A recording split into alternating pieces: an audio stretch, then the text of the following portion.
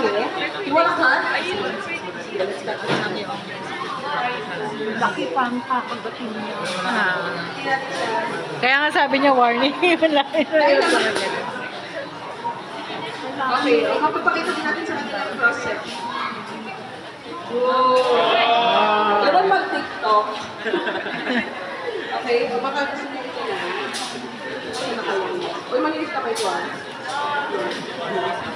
Okay, go! Yes? Mga joke lang yan ah. Sarap diba? So, what can you say about it? Hindi na makapagsalita. Very unique, yes. Sarap yung bell pepper. Yes, actually. And parang agree ba kayo na to a lot of people, or maybe to some people, isipin nila parang bell pepper, that's gonna be too strong, it's gonna be too astringent. But with this Korean paprika, actually it's perfect for this recipe because it's sweet, it's mild, hindi siya manumantok. So hindi mo feel na you're missing out. It's actually, yeah. Yes! Mas masaya daw yung crunch, wala daw siyang spice. So, really, sa mga bumili dyan, this is one of the recipes you can try. Yes. Okay, sa inyo na yan. Yes, pabigyan natin sa pamilya niya. I will cut it for you. Sorry guys, hindi kayo nakatikim lahat. Next time. Sa Wolfex, magtatanong ulit ako, tapos kapag kayo yung nakahuli. Tingnan natin. Ate Chris, let's have this tasted by the audience. Yan. Okay, so may pagkain tayo, kailangan natin ng panula. So, ito, next recipe natin is gonna be a smoothie or a shake. And this is something really, it's a really good way to get your vitamins in. Kasi inumin mo lang siya. Tapos di mo na namamalaya, hala, nakainom na ako ng isang buong bell pepper. Ganyan. So, dito tayo sa blender, and this is gonna be really, really simple. Actually, 3 ingredients lang siya. Actually, pwede 2. You can really simply just, you know, take this. Ito na gagamitin ko, guys, ha. Wipe lang ako ng bowl. At change ng knife.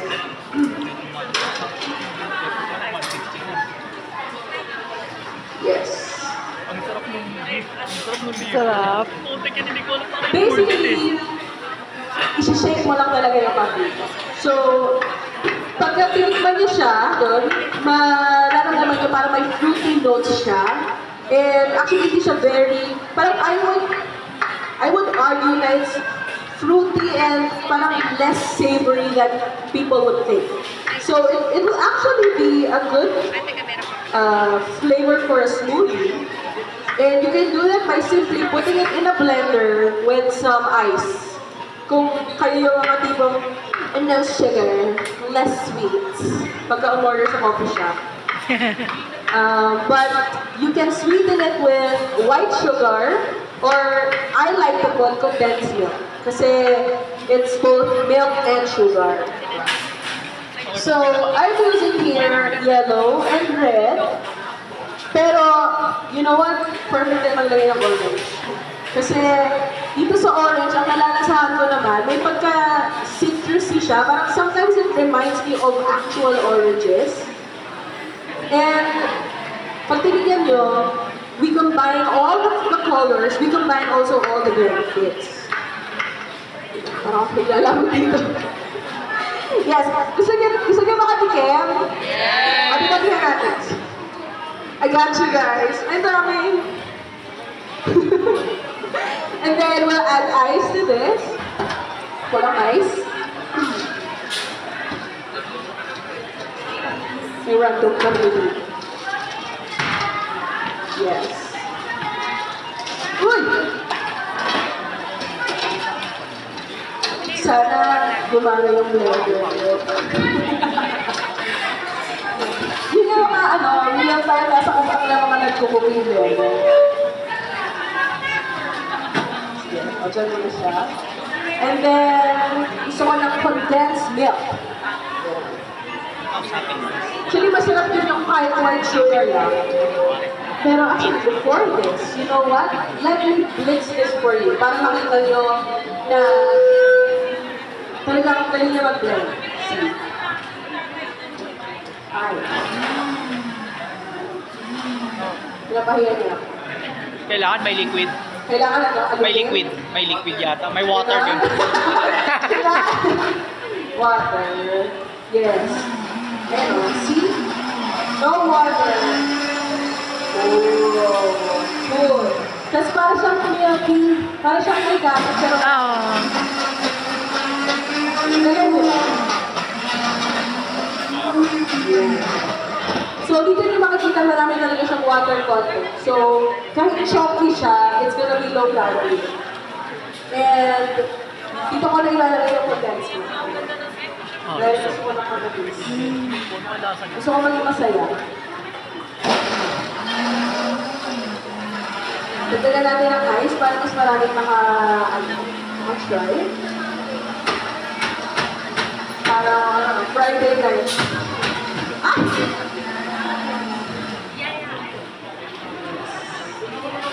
Then feel free to also add other fruits in here, other fruits or vegetables in here. You can add kiwi, you can add banana, you can add apples. So ito yung trick ng mga healthy na gusto nilang to get all vitamins in. So again, if you weren't here before, the benefits you can get from this paprika is so much.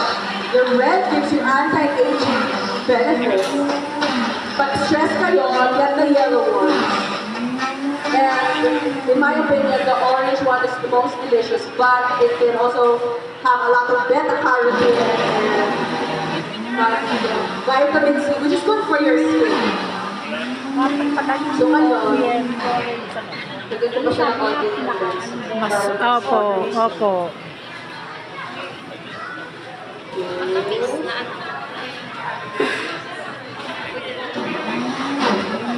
Ilan sa'yo? Dalawa sa amin. Ilan sa'yo ng large? Ano? Large o grande? Grande. Konti na lang po. Pasuklian na lang po.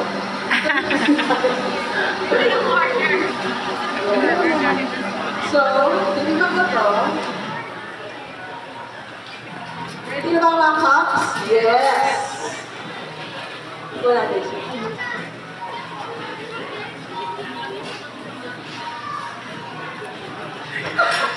I'm so excited for you guys to try. Okay. Let's do this. Po.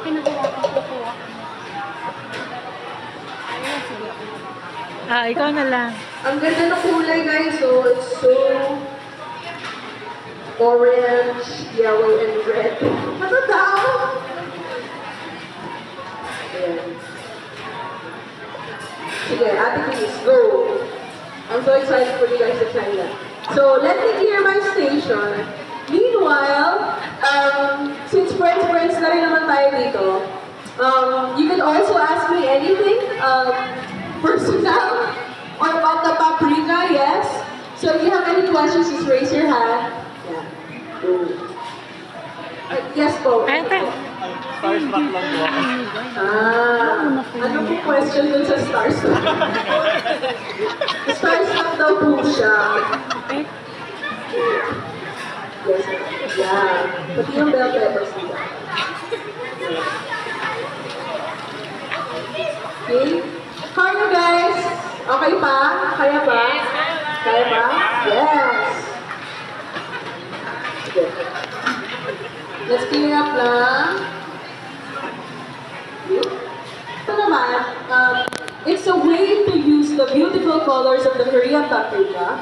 Kasi even something like a Vietnamese roll, you really admire the aesthetic also. Pero, diba, nag-effort pa sila na yung labas, merong itsura ng shrimp, ganyan. And sometimes, i-relate ko muna sa inyo lahat ng ingredients, no? I have everything pre-cooked. So, kung gusto nyo really vegetarian, I have here shrimp, kasi maganda siya. Sarap eh, no? We have Sarap. romaine, Para lettuce, siyang ice and cream, ano. cucumbers for green. And I also have here pre-sliced Korean paprika natin, all colors because we want the rainbow to be there. And I have here pre-cooked vermicelli or sotanghon. So sotanghon, literally binoil, pinadaan sa malamig na tubig para hindi magdikit-dikit. Ang sarap. Diba? So, Parang ice cream. how do we assemble this? So, first you prepare water bath. So, get a big bowl. Hindi mo akalain gulay, yung paprika. Place it in your bowl. And then, now we'll do the art piece, okay? So, a piece of lettuce, your veggies. So, this is red Korean paprika, yellow, and a bit of orange, cucumber also, and then it'll cooked vermicelli. Yan. Yung sausawan na peanut butter. And then, dito sa dulo, maglalagay ako ng shrimp. Ganda! Pwede rin itong pang business, guys. Yan. So, fold it like this. Again, wait pa. Again, fold the sides. Then roll it hanggang maubos yung rice paper. Yan. So, now you have, this is basically a salad, but you are using this rice paper para mas madali siyang kainin. So, parang kumakain ng lumpia, pero hindi mo alam, kumakain ka na pala ng lettuce, ng vitamin C, ng beta-carotene, ng protein from shrimp. So, this is a very good way to get your healthy stuff in. So, gagawa ko, ilan tayo dito? Wow! Gagawin ko kayo lahat! Ilan? Again. One last time. Tapos si Ate Christy. So, dip it, very saglit lang, in water. Yung peanut sauce. Gagawa ko kayo, Miss Abby, gagawa ko kayo ng peanut sauce. Peanut sauce. Gagawa ko ng Peanut sauce, yes. Yeah! So, ito yung pinaka-base lang natin, but we're gonna make a sauce. Very quick lang din. So, again, lettuce, Korean paprika, all the colors, para pretty. Then, some cucumbers, vermicelli. Saan? Then, Apo, yun fold it po. once. Then, bago matapos ang lahat, lagyan nyo ng shrimp. Yan yung vermicelli. Parang kaya dito agad. Fold it to the sides. And then finish rolling. Beautiful. Okay. So, cut natin siya in half para makita natin yung cross-section. Ayan o. Wow! Ganda! Yummers! Uy, yung iba, nararamdaman ko parang, uy, ako yung unang abutan ah. Ay! No! I'm sorry guys. My friends are here. This is actually a very special, a very special event or demo for me. Kasi nga, minsan lang ako magkaroon ng event dito sa Laguna. So, I was born and raised here in Santa Rosa. Doon ako pinanganak sa St. James. Tapos, tinawag kami sa Kabuya, doon ako namamalengke. And then I have a studio here, dito lang sa Nuvali. And usually yung mga demo ko talaga sa Manila. But every time mag-guesting ako sa TV, ang gusto kong pinitel na stories about here in Santa Rosa. So very special for me kasi my friends are here also. Mga high school friends ko sila. So, ayan. Di ba sinoutout ko kayo kahit late kayo? Ay, ate ko na dito. Nano? Sorry, muscle memory. Lagi kasi ako nag-reply. Okay, peanut sauce. Let's make it real quick.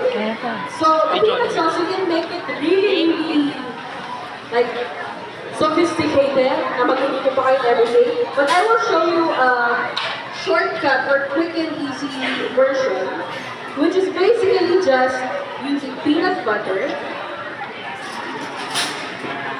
So, pag kumuha kayo ng peanut butter, kuha kayo ng, wag yung orange yung takip. Kuha kayo na wala masyado pang sweetness because you want that room for, or flexibility for seasoning it to your taste. And kuha kayo ng creamy lang siya. smooth lang, no chunks, no buong peanuts. And then, hoisin sauce. So ito, nabili siyang nakabote. Hoisin. It's sweet.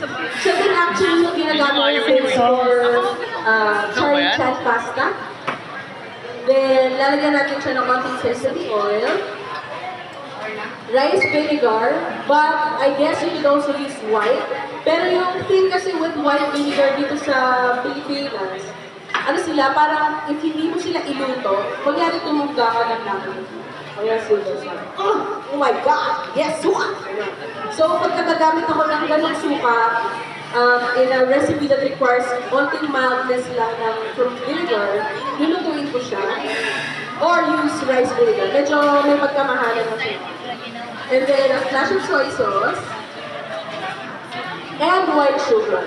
Kasi naman yung white sugar. Kaya hindi naman yung white sugar. Ito na lang, yung brown sugar. Nakakuha naman kayo ng ng smoothie. Nagustuhan nyo? Yes! Yes? Meron pa. Gusto nyo mag-isa pang batch? Chill. Ang dami sugar. So, a little bit of sugar. Ang dami. Tapos, to thin it out, kumuha ka gusto ng onte-onte hot water. So, ito yung quick way.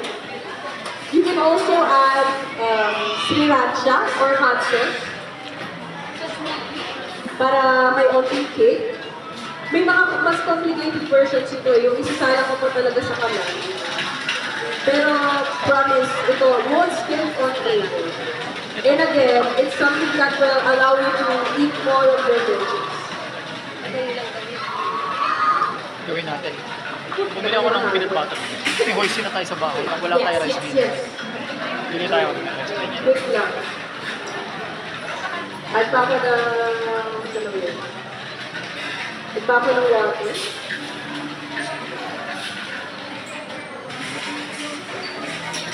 Okay, so sana lahat kayo makatikim nito. We'll set this aside so we can start with the next one. But, yeah. So, makikita natin with all these different recipes na maraming applications nitong Korean paprika. So, the first one, we ate it as is para ma-maximize natin lahat ng vitamins niya and lahat ng minerals also that it can provide you. And then the second one, we did burger.